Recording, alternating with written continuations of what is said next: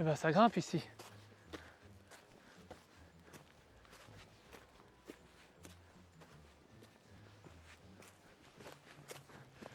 Ah salut, vous êtes là. Euh, je nous emmène en vidéo. Allez, suivez-moi. Est-ce que vous aimez les histoires de lieux insolites? Une histoire que peu de gens connaissent et pourtant qui est là, qui attend justement qu'on la découvre. Je suis Maître HS et je vous emmène aujourd'hui découvrir un lieu insolite. C'est une histoire de coffre naturel qu'on va voir. Comme vous le voyez, il est juste derrière moi. C'est un immense rocher capable d'accueillir plusieurs fois un être humain en son sein, séparé par une étrange fissure.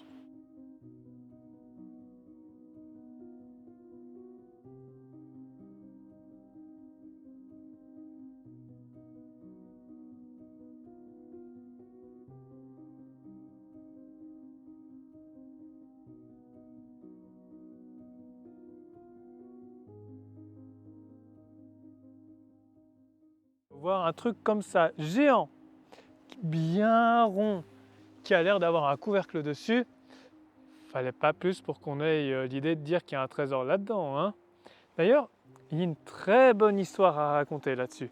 Une légende d'un pauvre bûcheron qui aurait entendu quand s'ouvrait le coffre pour mener au trésor qu'il renferme. Et c'est une histoire tragique. Installez-vous confortablement, j'arrive. Est-ce que vous êtes bien posé? Moi, ça va. Franchement, contre ce coffre, c'est pas mal. Donc, on en était où? Ah oui, je devais vous raconter une histoire. Alors, prenez un verre, elle va prendre quelques minutes. Nous sommes dans l'ancien temps, peut-être Moyen-Âge, peut-être un peu plus récent, mais c'était l'époque où cette forêt autour de nous, cette magnifique forêt de pins, était utilisée et défrichée pour agrandir les pâturages. Heureusement aujourd'hui, il y a beaucoup plus de sapins que de pâturages. Mais bon, là je divague. À l'époque, tout le monde connaissait cette pierre. Franchement, elle était sur le chemin et personne ne pouvait l'ignorer. Donc, il passait devant et il commençait à y avoir une légende.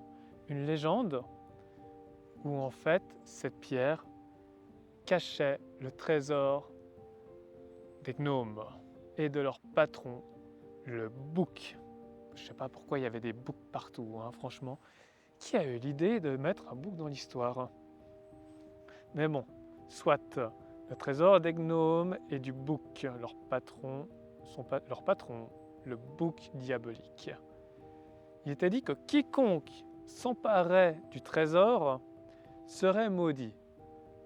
Mais ce n'a pas empêché les gens d'essayer d'ouvrir le coffre naturel. Il est fait à peu près en grès, hein, c'est lourd, je n'essaierai pas personnellement.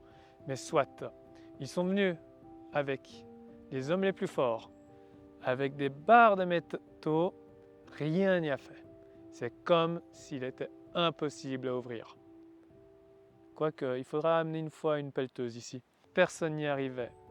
Et il était dit que ce serait le 24 décembre, pendant les 12 coups de minuit, que le coffre s'ouvrirait et laisserait aux malheureux l'accès à ses richesses.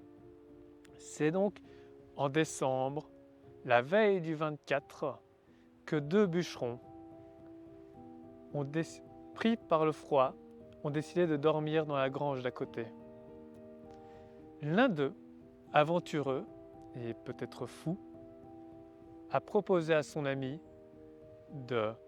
d'attendre les 12 coups de minuit et de voir si la légende était vraie.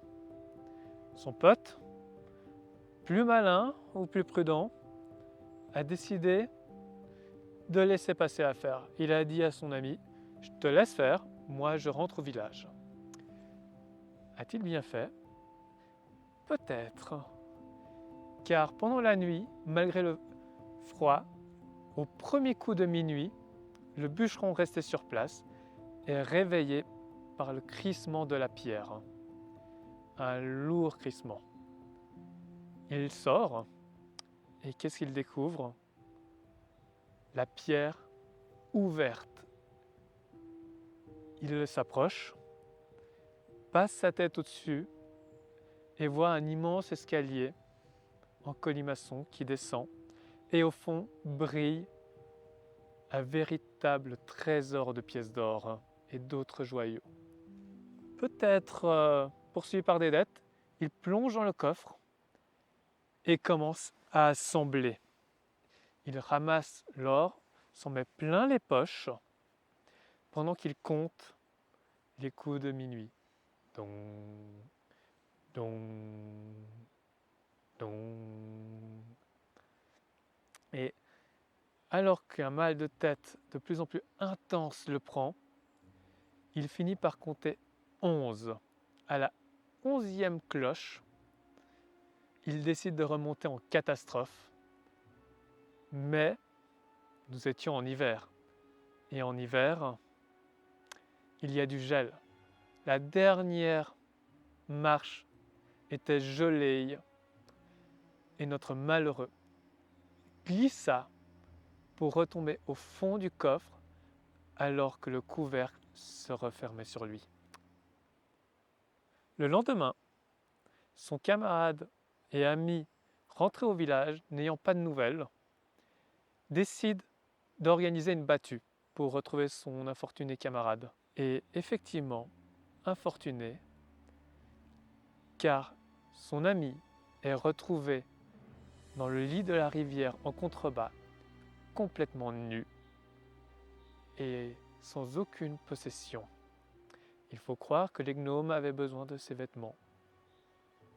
Et ainsi, depuis cette histoire, plus personne n'a jamais osé essayer d'ouvrir le coffre des trésors des gnomes. Bon, par contre, on est tous d'accord, hein, c'est qu'une légende. Si vous connaissez le lieu, je vous invite à ne pas venir, hein. Je ne vais pas mettre ma main là derrière et puis ressortir de l'or.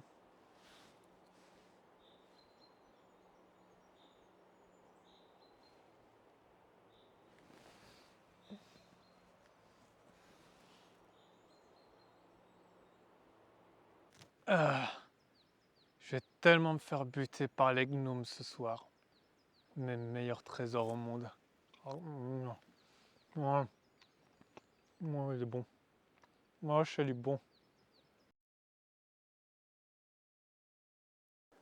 Hop là. Et attends une seconde. Une petite seconde. Est-ce que tu as aimé cette vidéo? Si c'est le cas, s'il te plaît, laisse un pouce bleu, laisse un commentaire. Si tu as vraiment aimé, ça me fait super plaisir de le savoir. C'était Maître HS. Bye!